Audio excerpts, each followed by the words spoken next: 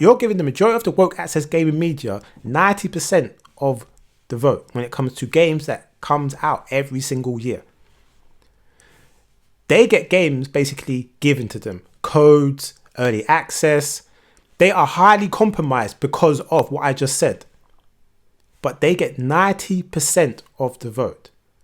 And me as a viewer of this award show, me as a gamer who buys and plays these games, I'm meant to take the main award in this award show seriously.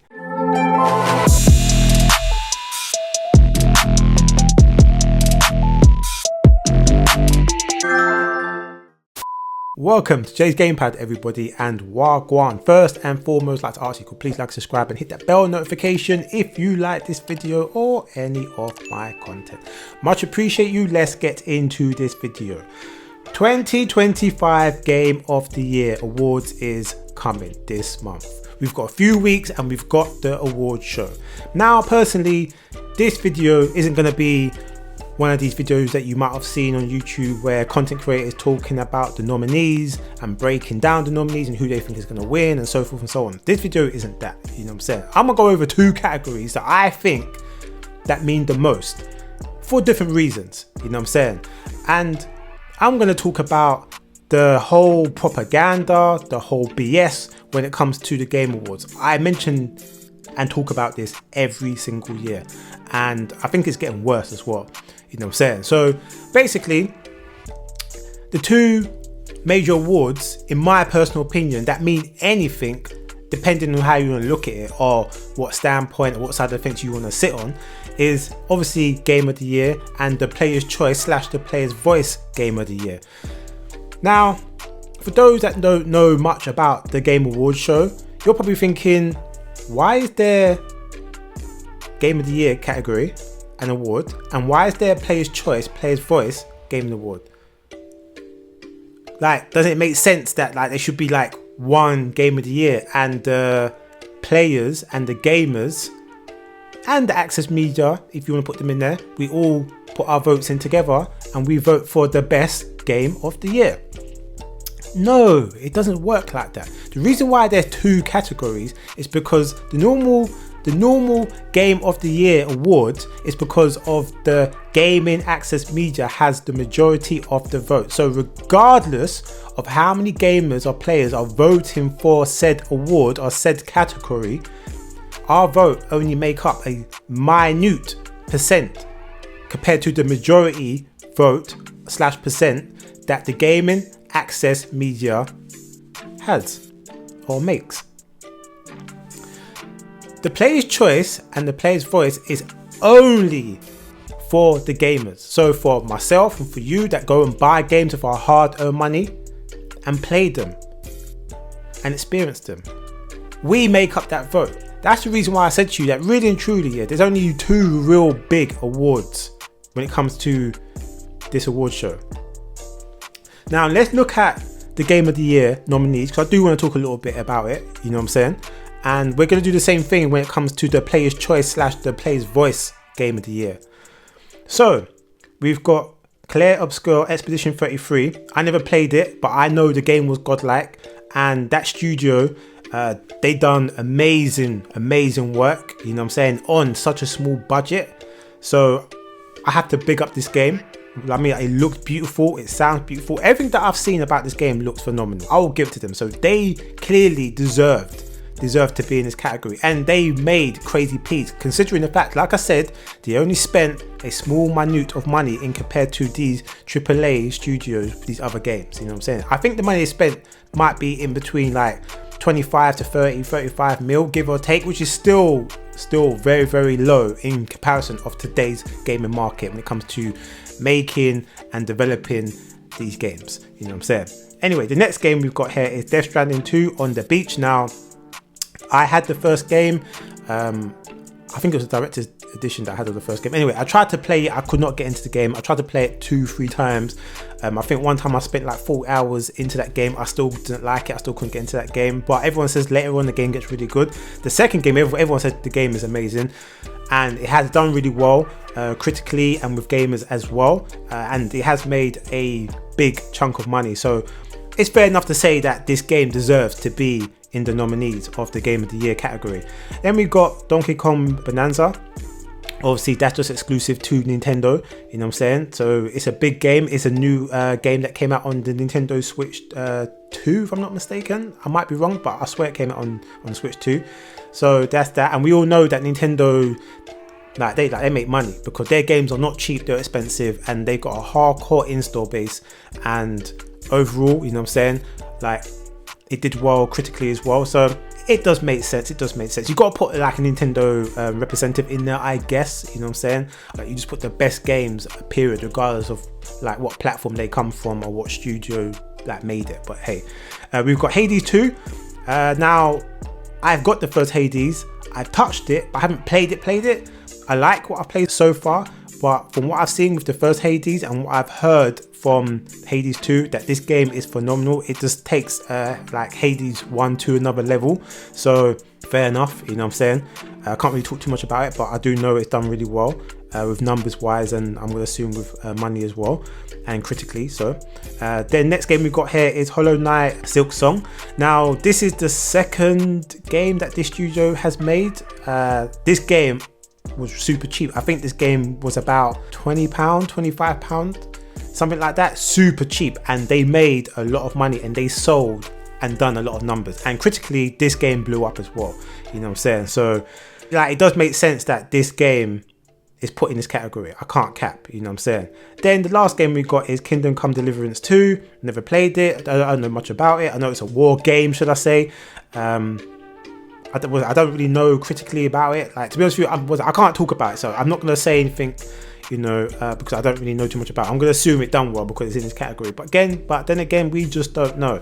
Now, when we look at these games here, you would think that this year, when it comes to games that came out in 2025, was amazing.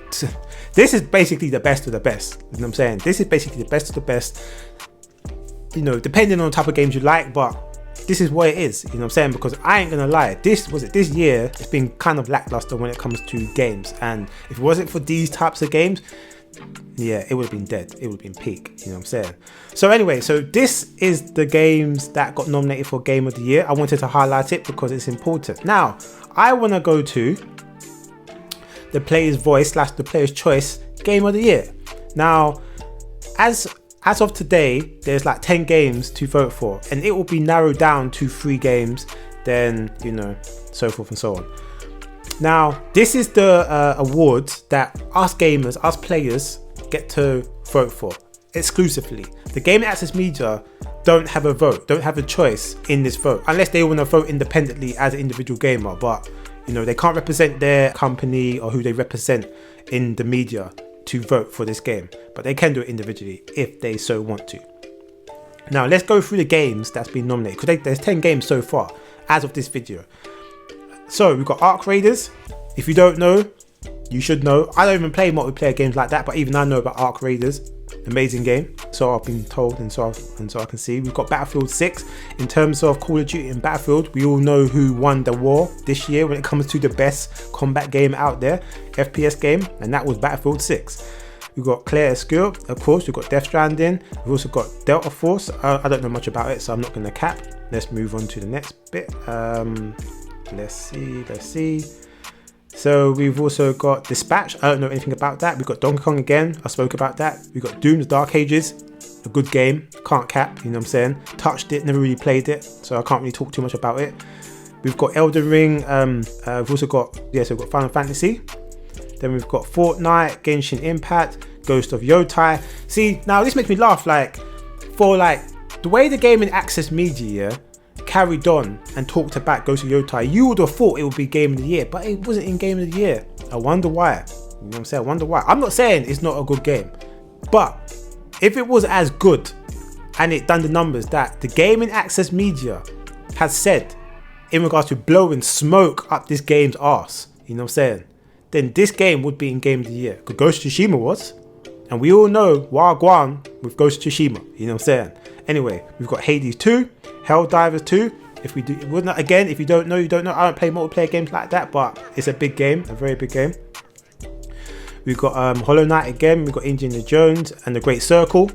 We've also got Kingdom Come Deliverance 2 again. We've got Mario Kart World. Actually, I'm actually surprised that Mario Kart World wasn't in Game of the Year, because Mario Kart's a big game, you know what I'm saying? I would have thought that would be in Game of the Year when it came to the Game Access Media voting for it, but hey, no.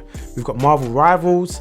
We've got Mega Boink, don't know much about it. Ninja Gaiden 4. Now my friend, my brother, my Nakama, he's got this game, he's playing it right now. I've seen him play it. This game does look sick, this game does look amazing, and he's really enjoying it. So, you know, I'll say that. No Man's Sky, I've got No Man's Sky. I played it quite a few times with a few work colleagues, and we've had a lot of fun, you know what I'm saying? I can't cap.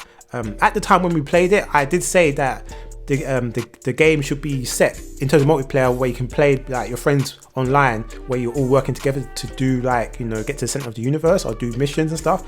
Since I said that, I think they've changed it, or updates come out where you can do stuff like that. So, but anyway, they're doing major updates from it. No Man's Sky is a really good game, I can't cap. We've got another game called Peak, and we've got another game called REPO. I'm not sure what that abbreviation is. Then we've got Silent Hill F. Again, another game I'm surprised that wasn't in Game of the Year for the Game Access Media, but hey, you know what I'm saying? Silent Hill Feminism. We've got Sonic Racing Cross Worlds. We've got Split Fiction. We've got Warframe. Again, I've got a friend that plays this game religiously. Game, like, in terms of when like this game came out, around the same time that Destiny came out, Warframe pissed over Destiny, you know what I'm saying? And I would love to get into this game, but this game is too much for me, it's too much I've got to go through anyway. And we've got Weathering Ways. I've heard about this game. I think this is a gotcha game if I'm not mistaken, but yeah, you know what I'm saying? So they're the 10 games right now that are in the category for Player's Voice / Player's Choice Award, which is our version of the Game of the Year awards basically. And I wanted to mention these two categories because I wanted to go through the FAQ and rules, you know what I'm saying? Because I want to highlight the issue, and the issue that I've always had with this Game Awards, okay? So let's go into how are winners selected. Winners are determined by a balanced vote between the voting jury, 90%, I did not stutter, 90%, and public fan voting only adds up to 10%. Fans can vote for their favorite games on the website and so forth and so on. Now, let me get this right. You've got the gaming woke access media that live in their own little world. Most of them think the same, they talk the same, they look the same, they dress the same, they walk the same, they breathe the same kind of air, and they believe all the same kind of ideology. Stop it. Get some help. But you're giving the majority of the woke access gaming media 90% of the vote when it comes to games that comes out every single year. They get games basically given to them, codes, early access. They are highly compromised because of what I just said. But they get 90% of the vote. And me as a viewer of this award show, me as a gamer who buys and plays these games, I'm meant to take the main award in this award show seriously. God damn it! You can't make this shit up! I'm really meant to take this award seriously. Now, let's read and let's hear the explanation for why this is the case. Creating a 100% fan voting presents several challenges. First, given that some games are exclusive to one platform and a public vote puts single platform games at an inherent disadvantage over multi-platform titles. In addition, it is important that winners cannot be, quote, socially engineered in any way. We find that a balanced vote is the most credible and authentic way to select winners. Are you kidding me? Are you fucking kidding me? Socially engineered. God damn it! You can't make this shit up! So let me get this right. A balanced vote is given 90% of the gaming woke access media, and giving us gamers who go and buy games with our hard-earned money and play them only 10%. God damn it! You can't make this shit up! And they think this is balance. If you wanted a real balance award show, a real balance award, You allow us both to vote and it'll be 50-50. That is balance. And listen to their hypocrisy. Listen to the fuckeries. They said that creating a 100% fan voting presents several challenges. Really? Several challenges? So let me get this right. If it creates so many challenges and issues, why is there a player voice, player choice award? If it creates so many issues. If it can be scrutinized or socially engineered, like this is their words, then why have it? What, is it just to appease us? Does it have any credibility? What's the point of having it? Like, if that's the case, why only give us 10% and give the woke gaming access media 90% when it comes to the game award, the main award in this show? Why even do that then? Why not just make it 100% the gaming access media? Why even give us 10%? Listen, I'm gonna be honest with you, yeah. There's mad contradiction in their rules and this statement. Did IQs just drop sharply while I was away? And this is the reason why I don't trust them. This is the reason why I don't believe them. This is the reason why that these awards don't have any real credibility with me apart from the one, and that's the Player's Choice to Player's Voice award. Because if you're allowing the gaming access media, the woke gaming access media, to have 90% of the vote when they don't buy their games, when they are beholden to the people that they write for, and they're beholden to access. I'm sorry, but to me, that sounds like very, very compromised individuals. God damn it! You can't make this shit up! It does. They are beholden to advertisement, ad revenue. They are beholden to so many things that, like, we're meant to just believe everything that they're saying. Fuck you lying. Why you always lying? Oh my god. Stop fucking lying. I'm sorry, like I said, if you want to make it fair, it's got to be 50-50. If you agree with me, please let me know in the comment section down below. And if you don't, the same. Because if I was concerned, 90% to 10%, I'm sorry, but like, I'm not like, you know, some crazy math genius. But last time I checked, 10% is the minority and 90% is the majority, and there's not much balance. Like 10% is down here and 90% is up here. You know what I'm saying? So that's fuckeries. And this is the reason why, yeah, that like, I don't really like watching it, because it's just propaganda. It's just BS. You know what I'm saying? Like, it's not a real representation of us gamers, us players that go and buy games and play them with our hard-earned money. You know what I'm saying? It's that same argument that they have about reviews for like games. Like, who should you believe? And this is why I don't like all of this award show, because it's smoke and mirrors and propaganda and bullshit. And no one else is gonna say that but me. You know what I'm saying? You don't have to listen to me. You don't even have to agree with me. You know what I'm saying? But you can't disagree with facts. And these are the facts. You know what I'm saying? So I don't know, man. You know what I'm saying? Will I vote? I will vote for the Player's Choice, Player's Voice Award. I have to, you know what I'm saying? Because that's just me and I got to represent. Am I going to vote for the other categories? Hell no. You know what I'm saying? Because my vote isn't going to matter. That's what I'm saying. This is like what you don't realize is that no matter, can you imagine if there was like 100 of the access media that vote for a game, only 100 of them, and let's say a million around the world, gamers and players vote for another game to get Game of the Year. Whatever the access media votes for will get Game of the Year. God damn it! You can't make this shit up! So what is the point? It's not balanced. You know what I'm saying? It's not balanced. So yeah, anyway, that's my thoughts and opinions. I just wanted to talk about it and break it down. The video went on a little bit longer than what it was needed to be, but hey, no one else is going to speak about it, and if they are, I big them up, you know what I'm saying? But as far as I'm concerned, I haven't seen or heard anyone talk about it, this awards show and the nominations and the breaking down the rules and stuff, the way that I've just broken it down right now. You know what I'm saying? If there's something that you think that I've missed, then let me know in the comment section down below. But yeah, look, I will watch the awards show. It's long and it's always, most of the time, it's boring anyway, and it's just a thing where they just advertise, you know, bare products and stuff like that, because they want the ad revenue so they can keep on doing their show and stuff like that. Jeff Keighley, we all know Wagwan with him, you know what I'm saying? So yeah, man, you know what I'm saying?